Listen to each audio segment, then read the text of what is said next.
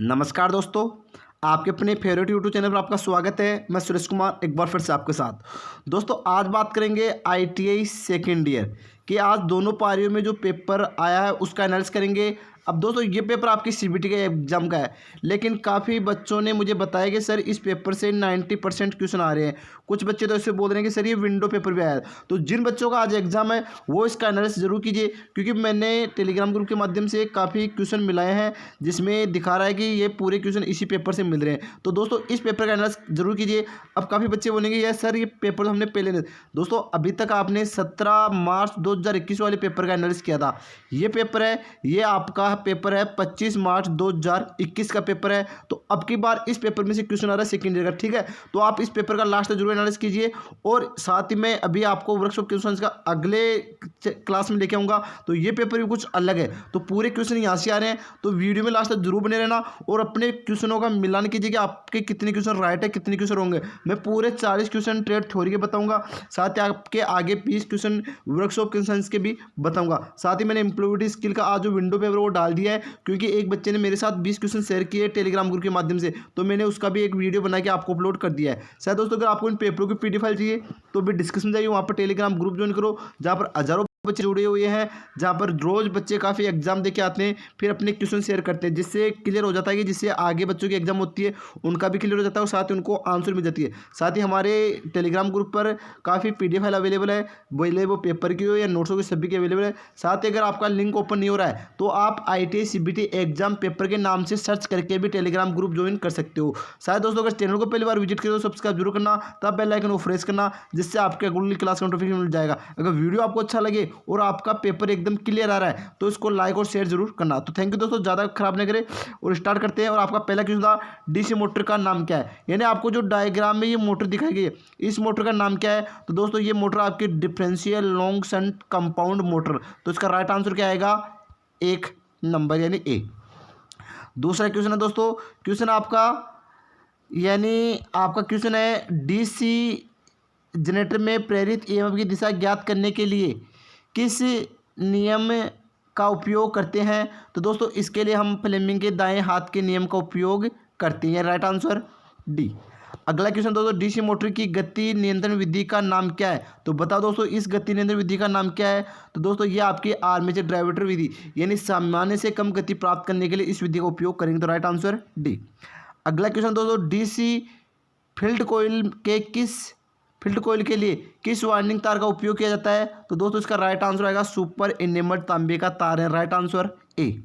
अगला क्वेश्चन दोस्तों, DC motor में करंट की दिशा किस नियम से निर्धारित होती है। तो दोस्तों डीसी मोटर में करंट की दिशा है वो हमेशा फ्लेमिंग के दाहिने हाथ के नियम से निर्धारित होती है, राइट आंसर क्या आएगा, डी। अगला क्वेश्चन है दोस्तों, शॉर्ट और ओपन सर्किट के लिए आर्मेचर वाइंडिंग का परीक्षण करने के लिए किस उपकरण का उपयोग किया जाता है। तो दोस्तों उसके लिए हम बाह्य ग्राउंडर का उपयोग करते हैं, राइट आंसर आपका सी।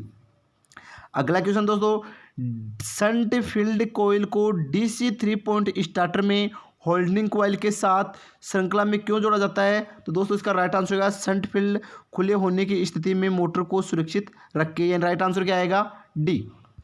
अगला क्वेश्चन है दोस्तों, एसी मोटर के स्टेटर में कुल विद्युतीय डिग्री की गणना करने के लिए किस सूत्र का उपयोग किया जाता है। तो दोस्तों इसके लिए होता है विद्युतीय डिग्री बराबर होता है क्वेश्चन ध्रुवों की संख्या, यानी डी ऑप्शन इसका राइट होगा। अगला क्वेश्चन है दोस्तों, आपका क्वेश्चन है आकृति मंदिल एसी कोयल वाइंडिंग चेन नाव क्या है, यानी इस कोयल का नाम क्या है। दोस्तों इसका राइट आंसर आएगा कोयल वाइंडिंग, यानी बी ऑप्शन इसका राइट होगा। अगला क्वेश्चन है 6 पोल स्टेटर मोटर की विद्युतीय डिग्री क्या होगी। तो दोस्तों वो होगी आपकी 1080 डिग्री, ठीक है। अगला, क्योंकि दोस्तों इसमें एक दो जोड़ पोलों के मध्य 180 डिग्री होता है, तो 6 के मध्य क्या होगा, 1080 हो जाएगा। अगला क्वेश्चन, 3 कला सेकेंडरी वाइंडिंग का अवगुण कौन सा है। तो दोस्तों इसका राइट आंसर होगा एक स्टेप्ड फॉर्मर की आवश्यकता है, यानी राइट आंसर बी। अगला क्वेश्चन है एकल चरण मोटर किस प्रकार का निर्देशित है। तो बताओ दोस्तों ये कौन सी मोटर है। तो इसमें 2 कैपेसिटर जुड़े हैं और जहाँ पर 2 कैपेसिटर होते हैं उसे बोलते हैं कैपेसिटर स्टार्ट रन मोटर, यानी इसका राइट आंसर क्या आएगा, डी। अगला क्वेश्चन है दोस्तों, किस एकल कला की मोटर में टेप्ड फील्ड स्पीड कंट्रोल विधि कार्यरत है। तो बताओ दोस्तों कौन सी विधि है। तो दोस्तों वो आती है आपकी यूनिवर्सल मोटर, यानी राइट आंसर ए। अगला क्वेश्चन है दोस्तों, एकल चरण प्रेरण मोटर का कार्य सिद्धांत क्या है? तो दोस्तों एकल करण मोटर का प्रेरण का सिद्धांत है लेंज का नियम, यानी ऑप्शन नंबर ए इसका राइट आंसर होगा। अगला क्वेश्चन है सार्वभौमिक मोटर का अनुप्रयोग कौन सा है? तो दोस्तों सार्वभौमिक मोटर है यानी आपकी यूनिवर्सल मोटर, इसका उपयोग कहाँ किया जाता है? तो इसका उपयोग भोजन मिक्सर में किया जाता है, यानी ऑप्शन नंबर 20 का राइट आंसर होगा। अगला क्वेश्चन दोस्तों अल्टरनेटर को कैसे रेटेड किया जाता है? तो दोस्तों उसे केवीए में रेटेड कर दिया, यानी किलो वोल्ट एम्पीयर में, तो इसका राइट आंसर होगा ऑप्शन नंबर ए। अगला क्वेश्चन है दोस्तों गुणन क्षेत्र प्रकार अल्टरनेटर का उपयोग करने का क्या फायदा है? तो दोस्तों इसका राइट आंसर होगा आपका 2 स्लिप रिंगों की आवश्यकता होती है चाहे फेजों की संख्या कितनी भी हो, तो ऑप्शन नंबर डी इसका राइट आंसर होगा। अगला क्वेश्चन है दोस्तों कन्वर्टर का नाम क्या है? तो बताओ दोस्तों इस कन्वर्टर का नाम क्या है? तो दोस्तों ये होता है आपका रोटरी कन्वर्टर, यानी बी ऑप्शन इसका राइट होगा। अगला क्वेश्चन पूछा गया था दोस्तों आज सिंक्रोनस मोटर का मुख्य अनुप्रयोग कौन सा है? तो बताओ दोस्तों इसका मुख्य अनुप्रयोग क्या है? तो दोस्तों इसका राइट आंसर होगा पावर फैक्टर करेक्शन डिवाइस, यानी पावर फैक्टर को सुधारने के लिए हम इसका उपयोग करते हैं। अगला क्वेश्चन पूछा गया दोस्तों मोटर जनरेटर सेट का लाभ क्या है? तो बताओ दोस्तों क्या आएगा? दोस्तों इसका राइट आंसर होगा डीसी आउटपुट वोल्टेज को आसानी से नियंत्रित किया जा सकता है, तो इसका राइट आंसर क्या आएगा? डी। अगला क्वेश्चन है सत्य तालिका किस लॉजिक गेट को संदर्भित करती है? तो दोस्तों इसका राइट आंसर आएगा एनएडी एंड गेट, यानी ऑप्शन नंबर सी इसका राइट आंसर होगा। अगला क्वेश्चन है एक सक्रिय घटक कौन सा है? तो दोस्तों इसमें ऑप्शन नंबर डी होगा, यानी ट्रांजिस्टर सबसे सक्रिय घटक होता है, तो राइट आंसर डी। अगला क्वेश्चन है कौन सा इलेक्ट्रॉनिक सर्किट बिना इनपुट के एसी सिग्नल उत्पन्न करता है? तो दोस्तों वो होगा आपका दोलन सर्किट, यानी ओसिलेटर सर्किट, यानी डी ऑप्शन इसका राइट होगा। अगला क्वेश्चन है कंट्रोल पैनल वायरिंग में वायरिंग एक्सेसरीज का क्या नाम है? तो दोस्तों इसका राइट आंसर होगा डिन रेल, यानी ऑप्शन नंबर ए इसका राइट आंसर होगा। अगला क्वेश्चन है दोस्तों तारों को गुच्छा करने के लिए कौन से केबल बंदों का उपयोग किया जाता है? तो दोस्तों इसका राइट आंसर होगा नायलॉन बंद, यानी राइट आंसर क्या आएगा? सी ऑप्शन इसका राइट आंसर होगा। अगला क्वेश्चन है पैनल बोर्ड असेंबली में किस उपकरण से बचा जाता है? तो दोस्तों इसका राइट आंसर होगा सेंसर, यानी ए ऑप्शन इसका राइट आंसर होगा। अगला क्वेश्चन है दोस्तों इलेक्ट्रिक ड्राइव क्या है? तो दोस्तों इसका राइट आंसर होगा मोटर को नियंत्रित करने के लिए एक विद्युत यांत्रिक उपकरण, यानी ऑप्शन नंबर सी इसका राइट आंसर होगा। ये क्वेश्चन दोस्तों हर बार एग्जाम में पूछा जा रहा है। क्वेश्चन है एक ड्राइव के ब्लॉक आरेख में अक्ष के रूप में चिन्हित घटक का नाम क्या है? तो बताओ दोस्तों इस घटक का नाम क्या है? तो दोस्तों यह है आपका डीसी बस, यानी बी ऑप्शन इसका राइट आंसर होगा।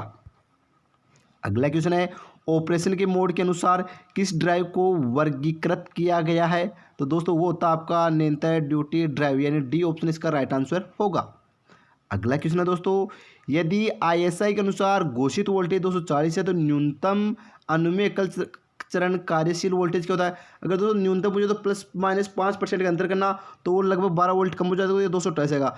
अगर वो न्यूनतम जगह अधिकतम पूछे तो वहाँ पर आप 12 वोल्टेज बढ़ा देना, तो वो क्या हो जाएगा 242, ठीक है। तो इसका option number B right answer होगा। अगला क्वेश्चन है दोस्तों किस शब्द से तात्पर्य है कि किसी पदार्थ का द्रव्यमान इलेक्ट्रोलाइट से 1 कूलम विद्युत द्वारा मुक्त होता है? तो दोस्तों इसका राइट आंसर आएगा विद्युत रासायन तुल्य, यानी डी ऑप्शन इसका राइट आंसर होगा। अगला क्वेश्चन है संक्षिप्त नाम यूपीएस का पूर्ण रूप क्या है? तो दोस्तों इसका राइट आंसर आएगा निर्बाध विद्युत आपूर्ति, यानी डी ऑप्शन इसका राइट आंसर होगा। अगला है पीडब्ल्यूएम का पूर्ण रूप क्या है? तो दोस्तों इसका राइट आंसर होगा बी, यानी पल्स विड्थ मॉड्यूलेशन। अगला क्वेश्चन है दोस्तों आपका फोटोवोल्टेइक सेल बनाने के लिए प्रयुक्त सामग्री का क्या नाम है? तो दोस्तों वो है आपका सिलिकॉन, यानी ए ऑप्शन इसका राइट आंसर होगा। ये कल भी पूछा गया था। अगला क्वेश्चन है पारंपरिक बिजली उत्पादन कौन सा है? तो दोस्तों इसका राइट आंसर होगा आपका उसमें शक्ति उत्पादन, डी ऑप्शन इसका राइट आंसर होगा। अगला क्वेश्चन है दोस्तों आपका, और क्वेश्चन क्या है आईई के नियमों के अनुसार मध्यम वोल्टेज घरेलू इंस्टॉलेशन में किन्हीं 2 चालकों के बीच इंसुलेशन प्रतिरोध क्या है? तो दोस्तों वो होता है आपका 2 से अधिक मेगा ओम, यानी बी ऑप्शन इसका 1 मेगा ओम से अधिक, सॉरी ए ऑप्शन इसका राइट आंसर होगा, ठीक है दोस्तों। अगला क्वेश्चन है OH लाइनों में उपयोग किए जाने वाले इंसुलेटर का नाम क्या है? तो बताओ दोस्तों इस इंसुलेटर का नाम क्या है? तो दोस्तों इसे बोलते हैं हम सेकल इंसुलेटर, यानी डी ऑप्शन इसका राइट आंसर होगा। अगला क्वेश्चन है दोस्तों वाइंडिंग वायर गैप को बहुत पास रखने और पिन इंसुलेटर में बहुत टाइट होने का क्या कारण है? तो दोस्तों उसका राइट कारण है स्पार्किंग से बची, यानी ए ऑप्शन इसका राइट आंसर होगा। अगला क्वेश्चन है दोस्तों, सर्किट ब्रेकर की टूटने की क्षमता का मूल्यांकन कैसे किया जाता है? तो दोस्तों इसका राइट आंसर आएगा आपका कि MVA यानी मेगा वोल्ट एम्पियर, यानी सी ऑप्शन इसका राइट आंसर होगा। अगला क्वेश्चन है दोस्तों आपका, और क्वेश्चन है पावर कट ऑफ के बाद कौन से रिले अपने संपर्कों को स्थिति में रखते हैं? तो बताओ दोस्तों कौन सा आएगा? तो दोस्तों वो आपके लैचिंग रिले आती है, यानी ऑप्शन नंबर डी इसका राइट आंसर होगा। तो दोस्तों ये आपके 40 क्वेश्चन ट्रेड थ्योरी के आज पूछे गए थे। सभी क्वेश्चन काफ़ी बच्चों ने बोला कि सर ये भी विंडो पेपर आया है, लेकिन आप इसका एनालिसिस करके जरूर जाना। अगर आपका ये मिलान अच्छा हो रहा है तो लाइक और शेयर जरूर करना, और चैनल पर बने रहने के लिए सब्सक्राइब जरूर करना। तो थैंक यू दोस्तों, अभी के लिए बस इतना ही।